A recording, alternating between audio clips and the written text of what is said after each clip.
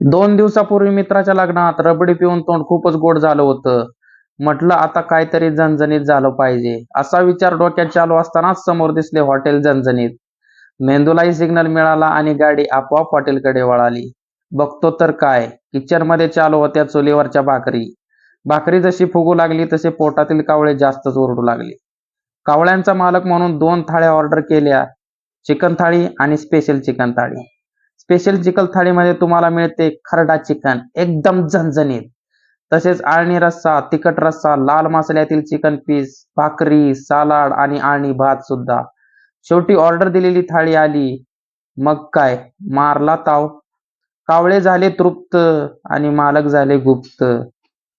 Chicken थाळी बरोबरच तुम्हाला व्हेज आणि नॉन व्हेज मध्ये यांच्याकडे भरपूर व्हरायटीज मिळतात. मग तुम्ही कधी भेट देताय हॉटेल झणझणीतला?